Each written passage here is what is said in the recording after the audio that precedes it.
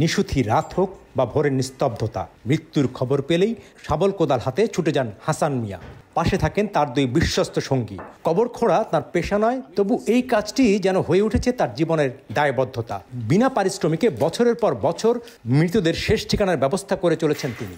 নিজে দিনমজুর হলেও এখন বয়স ও অসুস্থতার কারণে কাজ করা কঠিন হয়ে উঠেছে। তবু কারো মৃত্যুর সংবাদ শুনলে থেমে থাকতে পারেন না, টান পড়ে হৃদয়ের ভেতর থেকে। আর্থিক অন্টন আছে, কিন্তু বিনিময়ে তিনি চান না কিছুই, এতটুকু দোয়া ছাড়া।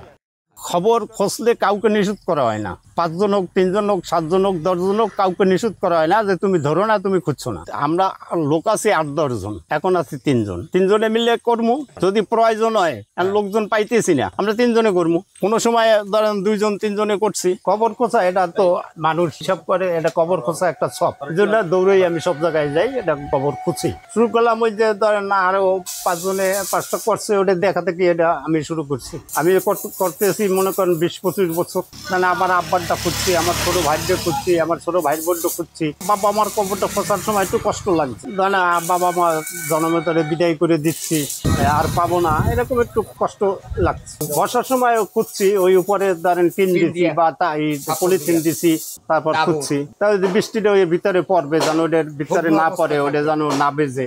নিচে থেকে পানি ওঠা হলে ওটা বন্ধ করে দেবো, ওটা নিচে আর খুঁজবো না, উপরে ইট দিয়ে গাঁথনি করে দেবো, তাহলে আর পানিটা আর উঠবে না, একটু উঁচু হইবে। আমার বুঝ হয়েছে পর থেকে আমি দেখতেছি যে আমার এই চাচায় মানুষের খুব কাছের একজন হয়ে গেছে। যেমন মনে করেন আমাদের এলাকায় আমার চাচা যদি কেউ মারা যায়, সে ডাক দিয়ে আমাদেরকে নিয়ে যায়, আমার করাত আছে, সবাইকে নিয়ে কমপ্লিট করে, এবং তার বিনিময়ে আমার চাচায় পারিশ্রমিক নেয় না। যদি কেউ খুশি হইয়া বলে যে এটা দিয়ে আপনারা চা নাস্তা খাইয়েন, ওইখান থেকে নেওয়া হয়। আর যদি দেখি যে না, আর্থিক অবস্থা তেমন ভালো না, আমরা ওইখান থেকে খুশি হয়ে চলে আসি। পরে আমাদেরকে দাওয়াত করে নিয়ে খাওয়ানো হয়। সবাই মারি কেটে, কেউ গৃহস্থী কাজ করে, কেউ জমি টমি চাষ করে, এরকমের। আর আমি কাঠের কাজ করি, ঘর তুলি।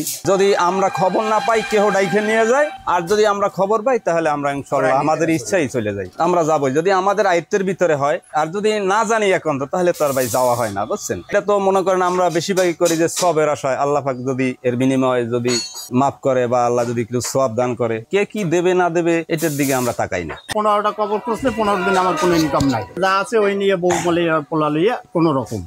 কবর খুঁজতে যাবো, এরকম কোনো অগ্রিম টাকা কেউ দেয় নাই। কবর খোঁজার পরে আমরা টাকাও চাই না। টাকা দেব কর না দেব, কখনো চাওয়া পাওয়া নাই কিছু, রিজিকের যাবি না আল্লাহ। অনেক সময় আমরা কাপড়ের টাকাও দেওয়া লাগে, তো যেরকম দারুদ্দর ওই গায়ে খাড়ি, ও পয়সা দিয়ে তারে সাজাইয়ে তারে বিদায় দিতে হবে, এত চিরজীবনের তারে চলে যায়। ওই আমাকে দিনমজুরির পয়সা নাইলে ওই আশপাশে যে আছে আমাকে উদ্ধার দে 500 টাকা, আমরা 700 টাকা 800 টাকা দে, আবার আমি তোমার টাকা পাঠাই দম কাম করবি। গলার ওষুধ দিয়েছে বা এন্ডি খাইছে, ওটা পিরিসপুর চলে গেছে।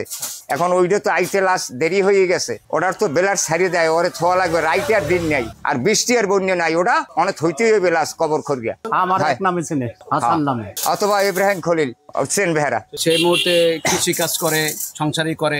আর যখন একটা লোক মারা যায়, তখন সুবিধা অসুবিধা সে গ্রহণ করে, এবং যা কিছু করার দরকার সে কবরস্থানে যাইয়া যা কিছু দরকার সবাই নিয়ে টিয়ে সে বহন করে। ওখানে তারা দায়িত্ব পালন করে মুসলমান হিসেবে, সে যতটুকুই দরকার অতটুকুই দায়িত্ব পালন করে। দিন আর রাত নাই, তাকে যে সময় খবর আসে ওই সময় চলে যায়। মাইকে যখন শুনি যে অমুক জায়গায় লোক মারা গেছে, তখন আমরা যাই, যখন যাই যে এই যে কয়বার খোঁজার লোক এই এলাকায় নাই, তখন আমরা খুশি। এত মনে করেন আমরা যখন ওই সাবাল লোক হয়েছে এরকম করি।